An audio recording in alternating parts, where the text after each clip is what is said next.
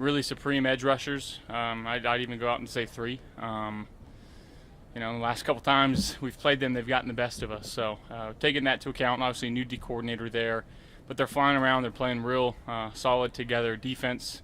Got guys with a lot of motor, and they don't let up. So we're gonna have our hands full, but good week of practice and put our best foot forward out there Monday night. Going up against Josh Allen on the other side of the ball, what makes him such a challenging defender to go against? Yeah, big, strong, fast. Anytime you get a DN that's like that, they present problems. But again, I think the motor that he has, he doesn't let up. He finds ways to continue to get to the quarterback. He's done that over the last few years. He's like I said, one of the premier edge rushers in the league because of it. And we gotta be aware of him at all times. You guys have attempted the second fewest passes so far this season. Does that feel weird? No, I mean, I think given our situation this last week when, we're running it as well as we are and you get the ball kind of in really good field position throughout the entire game, that's just kind of the game it's going to be. I don't know if I'd say weird. I think it feels pretty good, and being able to hand the ball off to James and Ray and let them go do some work, and our offensive line is opening some holes from them. They're running it really hard, and we're having some success doing it. So if it's working, keep calling it. And, I know that it's going to present itself in the pass game. We're going to have our opportunities, and we got to go make them. First primetime game of the year. How excited are you to play under the lights and in front of Bills Mafia on Monday night? Very excited. Very excited. Bills Mafia, they live for games like this. So hopefully we have them in the building and they're as loud as can be, making as much noise when the opposing team is on offense, and hopefully they're quiet when we're on offense. So, but best fans in the league. Last week we talked a little bit about your relationship with Jordan Poyer going back several seasons. A lot different than this time around. Mitch Morse is a guy literally you spend hours and hours and months and years with. What's it going to be like seeing Mitch again? Well, I say Mitch and Gabe, right? Like two guys that I've spent a lot of time with over the last few years here.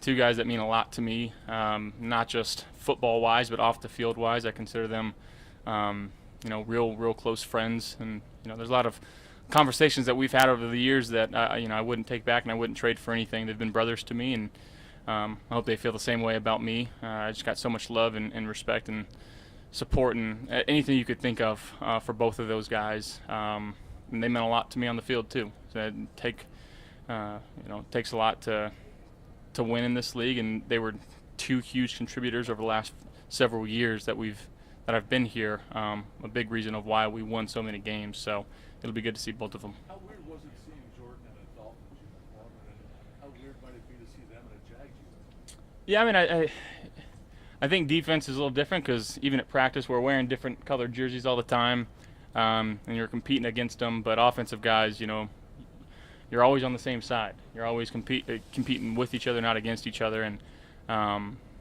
it was very weird to see Poe in those colors, and it'll be weird to see our other two compadres over there in different colors. So yeah.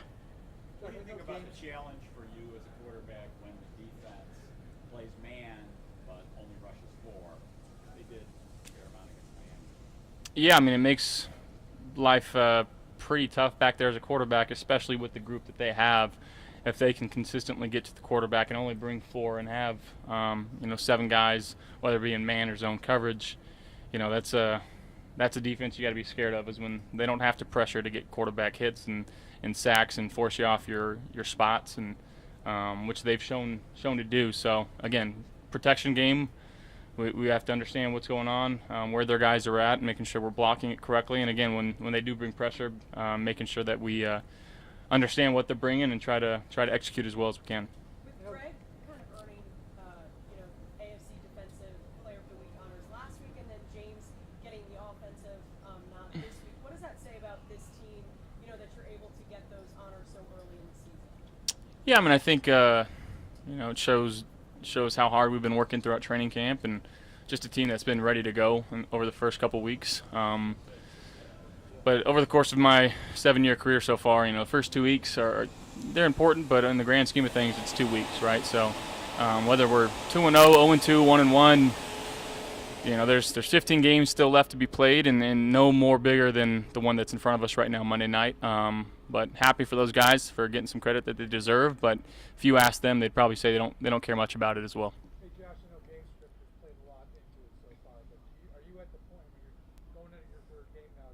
You need to start figuring out ways to get the ball to your receivers downfield. I mean, I think again, when we have opportunities, we'll try to hit on those and try to execute as well as possible. But at this moment right now, if teams want to continue, and I think over the course of the league right now, what defenses are doing, playing a lot of two-high shell and running is in high demand right now for an offensive side of the football. It helps you do a lot of different things. So, that as we continue to run the ball effectively, we'll have more opportunities to hit downfield. As a quarterback, is that frustrating? Because there was a time, even a couple years ago, where every quarterback was throwing for 300 yards a week. Is it, as a quarterback, a little bit frustrating? Yeah, I mean, if you're focused on stats and what's going on, it's frustrating. But in terms of winning football games, it's not. It's just whatever helps us score and move the ball and score when it matters. So that's all we're caring about right now. Josh, you talked about the way it is now, the beginning of this season for offenses. It seems like you guys were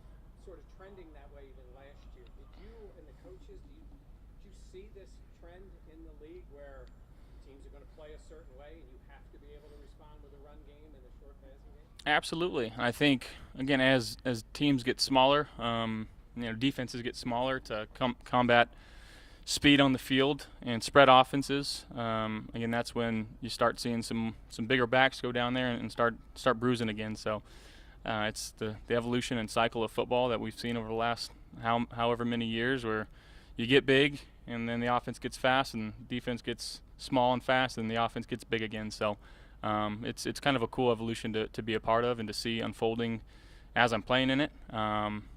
So yeah, it's cool. What would you say? Have you gone downtown to see Giant Culture Review, Niagara Square there? What have you made of this? I'm sure maybe you've seen pictures on social media that, what have you made kind of seeing your face top one of the bigger buildings down there? Yeah, I have not seen it yet, and actually was unaware of it going up. I was as surprised as everybody else. Some good memes coming from that photo, and it's very cool. Sitting here as now a 28-year-old man, but the 6-7-year-old kid that is me is going crazy right now because it's such an honor, and it's just really cool to have the respect from whoever did that, and hopefully people like it. If not, they can take it down. I don't really, it doesn't bother me. I don't like looking at myself anyways, but if I don't know if it's serving any inspiration to anybody down there, any kids, and just knowing that, again, small town farm kid, no offer out of high school, and offer University of Wyoming can end up there. Maybe it can inspire someone else to do it as well. What would you say your biggest growth has been in terms of your evolution of that freestyle? Yeah, I mean, I think as I go on with 7 years now, seeing what basically every team's doing, and going back even 3 or 4 years ago, you could watch all the film that you wanted against any opponent, but as soon as teams were to play us, they played it differently. And just understanding what that is and what teams try to do to throw us off our balance and trying to adjust. But now I think all teams are kind of doing something similar, and I feel like I haven't seen anything new over the last couple of years. And obviously there's going to be wrinkles and flares here or there, but I feel like I've seen most of it so far, until I haven't, right? I can say that, and this week they're going to throw something completely different at us. But there's only, even going back to when Coach Dable was here my first year, right? The defense can play two things. They can play man or zone, right? And that's I'm trying to keep it as simplistic as possible, and I've kind of utilized that approach since I've been here, and I'll keep doing that.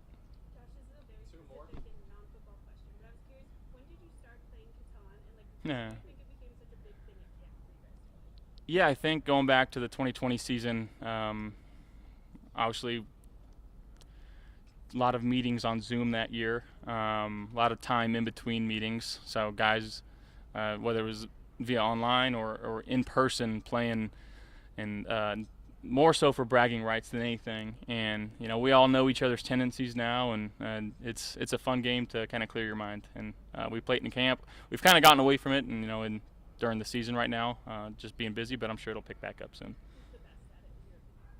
Oh, it's me or Dawson's going to say everyone teams up against him, but I think I've got them. I am the Lord of Catan throughout training camp, so it's an honor. Thank you guys.